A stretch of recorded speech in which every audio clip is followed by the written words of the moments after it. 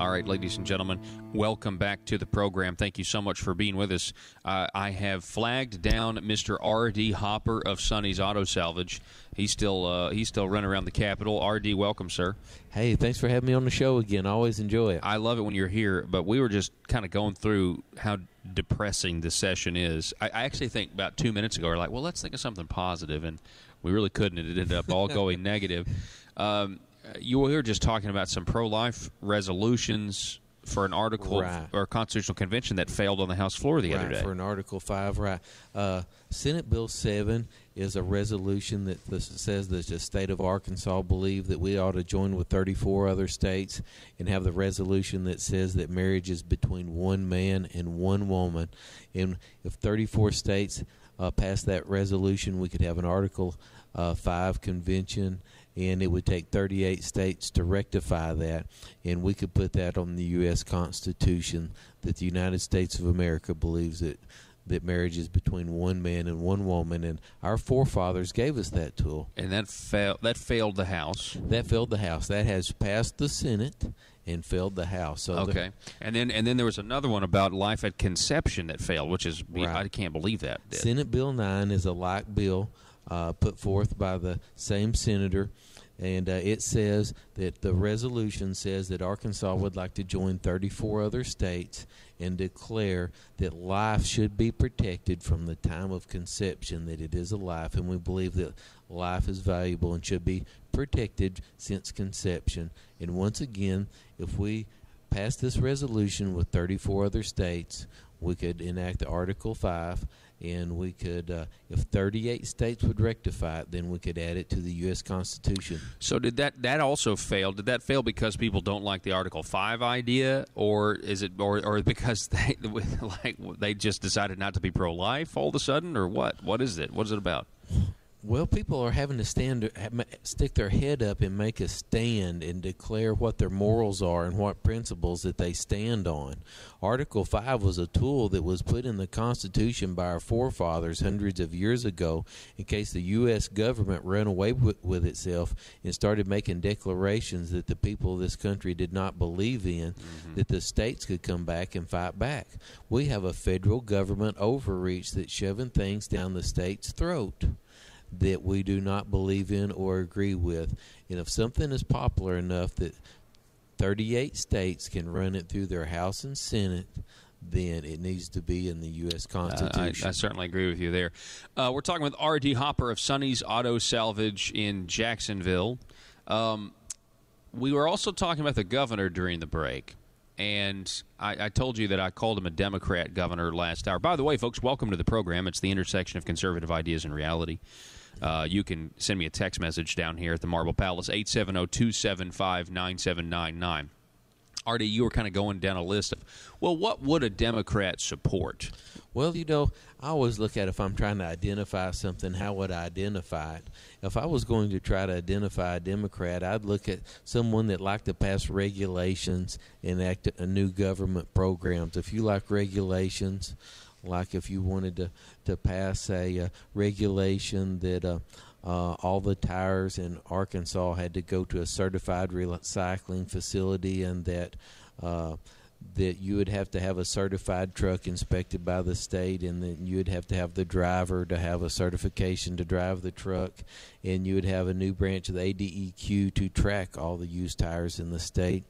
And then to this new regulation that has been signed by the governor also imposes a $4 per wheel removal and installation fee. It redefined. We no longer have a recycling fee for tires. $16. So it costs 16 tax dollars per car to put 4 tires on a car. It's not have anything to do with the tires.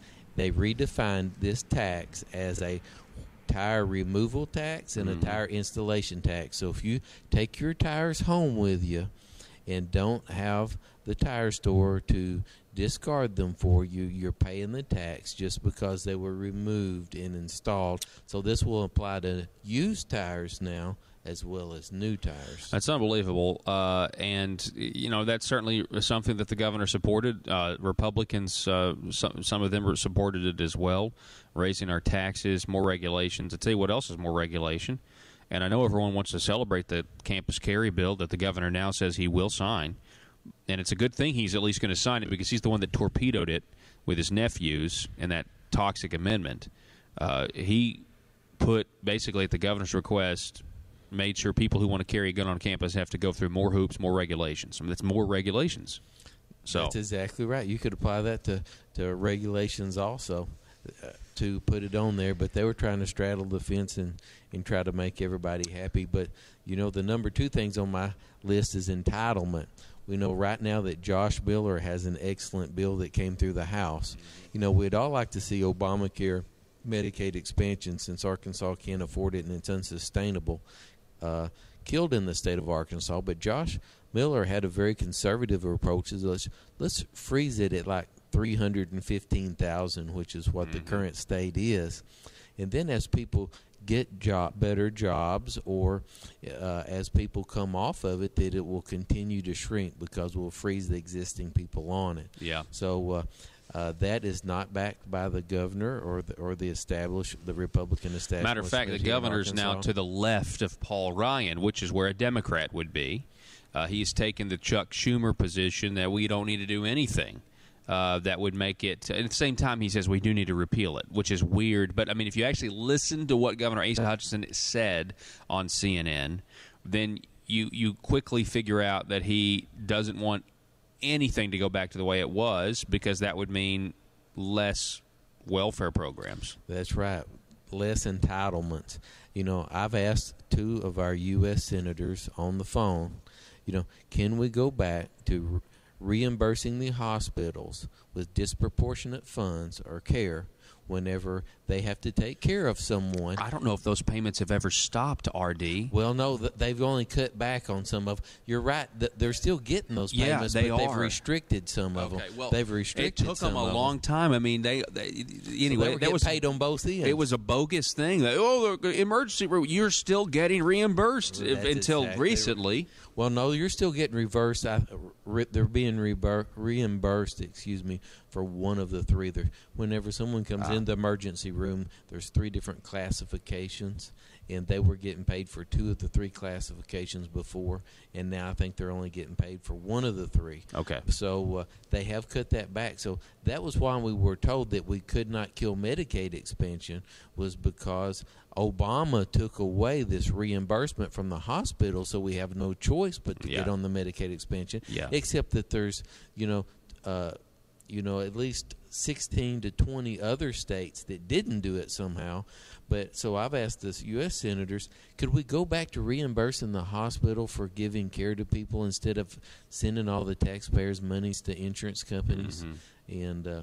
And even most of our U.S. senators don't like the idea of going back to before. Hey, it would be just some kind of idea to go back before Barack Obama times. Well, I mean, there's no reason not to go back because we had affordable health care back then. Exactly. Let's go back, Asa. I mean, come on. And Senator Cotton put out some tweets criticizing the Republican House plan, and I'm really glad that he's done that, number one. And number two, there's a Politico piece this morning saying that Tom Cotton and Paul Ryan are basically colliding, and Tom Cotton and Paul Ryan are at a little bit of a disagreement over where to go next. I feel like that's encouraging. Did you actually get to talk to Senator Cotton? Yes, I've asked him a simple question about. My question to him was the same one I've been asking. Do you think we can go back before Barack Obama, just rewind the clock? Let's pretend that Affordable Care Act never happened, the so-called Affordable Care Act, and then let's start making changes from that point. And Senator Cotton said that we didn't think that we could go that far back. And he may be right, but I think there's some common sense things. We could start reimbursing the hospitals for when they're taking care of someone without insurance, and we could cut back on some of these entitlements. I think there's things that we can do to cut the cost. This is transfer of wealth.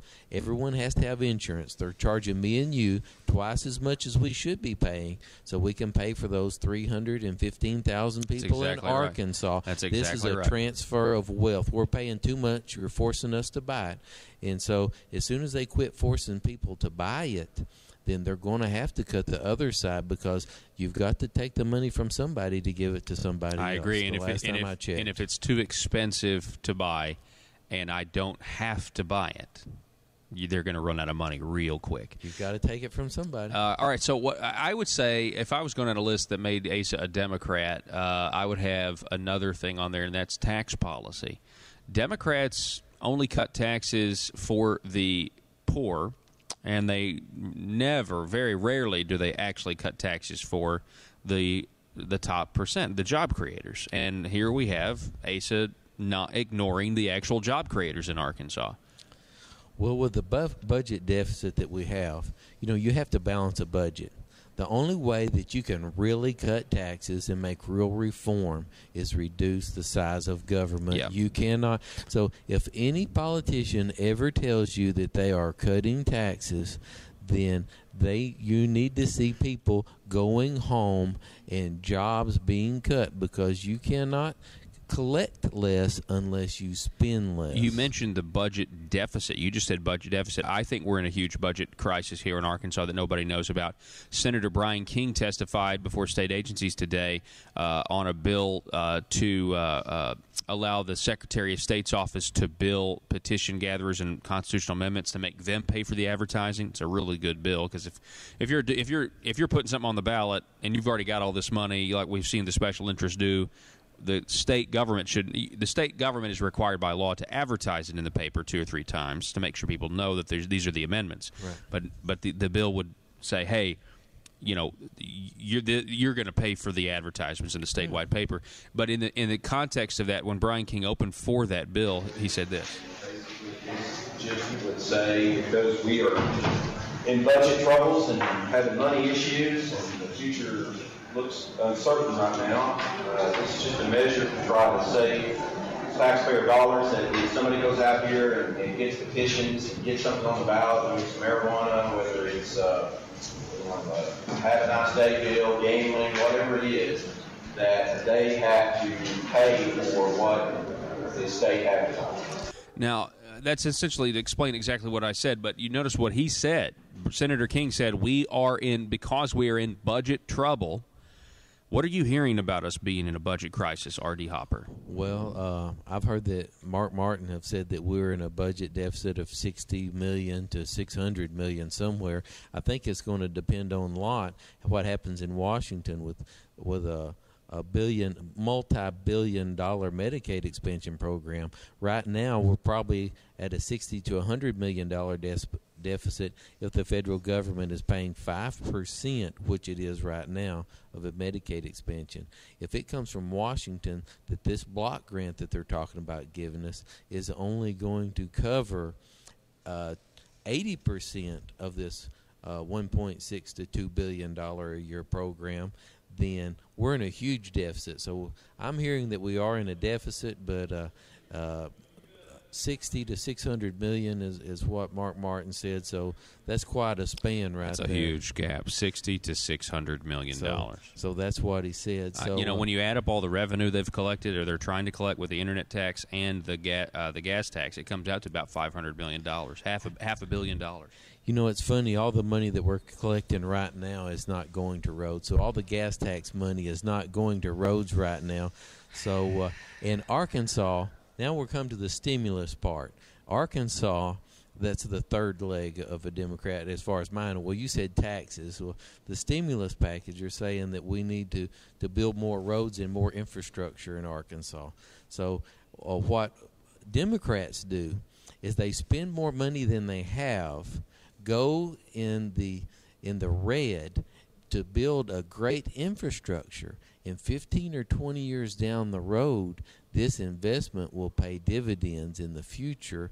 We spend money that we don't have to build roads, that interstates that we don't currently need, that a lot of the interstates to nowhere in Arkansas is what I call them. They're building one between Russellville and Jasper right now, but they're spending money forward.